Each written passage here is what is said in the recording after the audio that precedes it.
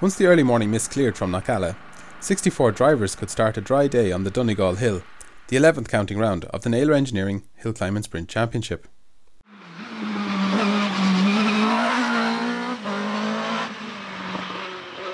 Unfortunately, there was an incident during the practice which led to a competitor becoming injured.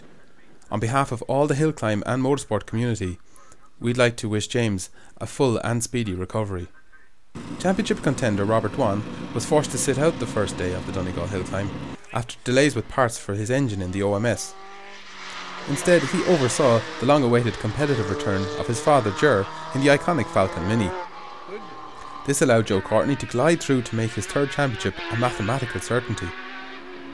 Apart from the indiscretion in Limerick, Joe has made it look easy, but it's behind the scenes where a huge amount of the effort to achieve these 3 titles has been done. Rory Stevens put in 2 very consistent times at the start of the day, with the shadow of an intermittent pressure fault hanging over him. He was second. Gary Egan continues to drive the Formula Renault like a big go-kart, to great effect, winning Class 6, 3rd overall, moving him into 4th in the championship. Christopher Houston made another appearance in this championship and close to just 0.03 of a second behind Egan over the day. Billy White was using all of the road to try and join his friend at the top of the times, but was just over 0.2 behind Houston. John Donnelly was 6th in the Reynard SF80, closing in on Rob Dwan's 3rd in the Class 6 championship. Gary Cunningham just managed to hold off the fastest saloons, winning the Sports Car Class 3C.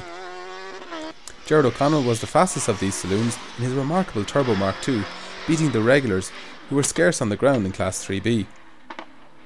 Wesley Patterson was just behind him, showing great accuracy through the chicane in his more naturally aspirated Escort, taking Class 17. Oliver Carmichael boosted his way to 1st in Class 16 and 10th overall in his Mitsubishi Evo.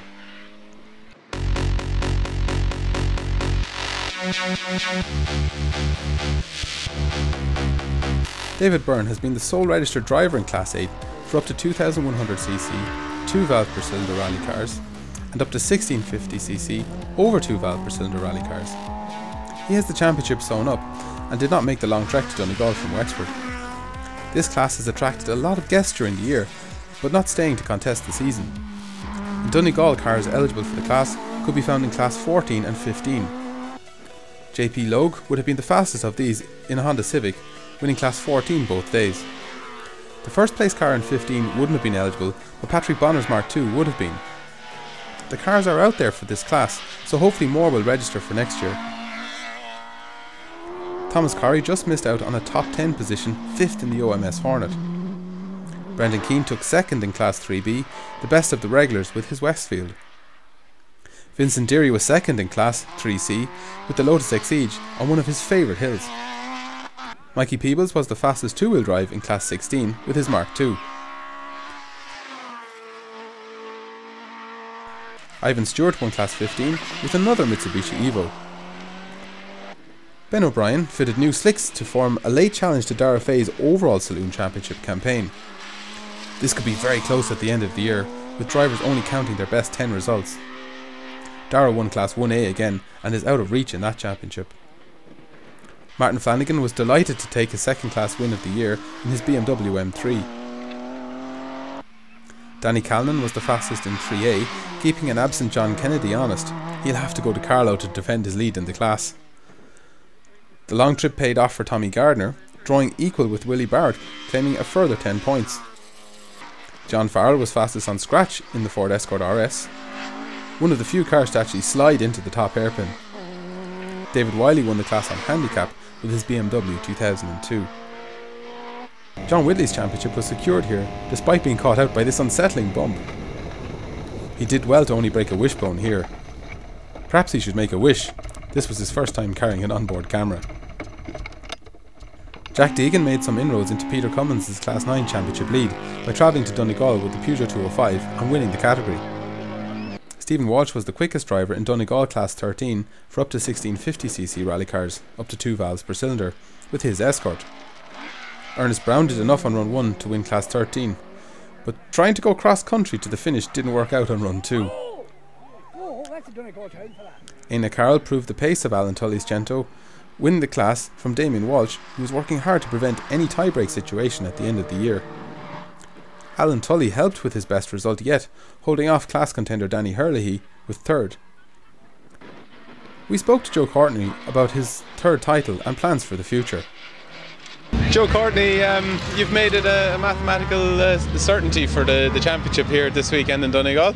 Yeah, I have. I needed to score some points yesterday, so with the drop rounds and everything taken into account, I believe I have the championship wrapped up. So I'm taking it easy again today now. So let the lads battle away and sit back and enjoy it. And there's a bit to enjoy there. Gary and Billy have a bit of a chance there in the wet.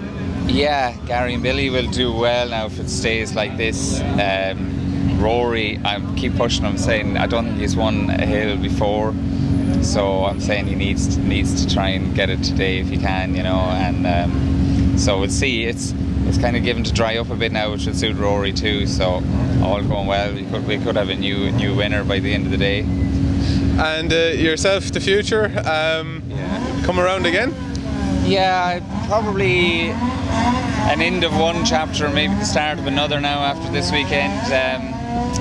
A lot of different stuff going on, and it's been 3 years in a row in that car now, so probably be driving something different next year. I have no idea. I'd always love to have a single seater and that, but I don't know if I'll be at the top next year fighting for the championship, maybe not. But I will be definitely around Hillclimbs, and I'll be out driving something anyways, yeah. Well, with 3 championship wins under your belt, you deserve to do whatever you feel like now, I think. Yeah, thanks very much. Yeah, it's actually, I was putting it in the trailer there yesterday evening as mixed emotions, like happy in one way because the car has been fantastic, reliability wise, and the 3 championships have been done on a very small budget. And in another way, there's sadness that I think I might be putting that car in the trailer again after another hill. So it takes a lot of work during the year, and everything else can suffer a little bit. Work and get married next year and everything. So we'll have different commitments now for the next year or two. But I'd love to be out in a saloon or maybe something different for next year, just to be around, because I still love hill climbing, and I'll definitely be around it for a long time to come anyways. Well, listen, well done both in your preparations before and after hills and on the road itself. Thanks very much, Senan. For the 3rd weekend in succession, rain was threatening for Sunday. With the champion resting, the opportunity was there for a new winner or a repeat for Gary Egan.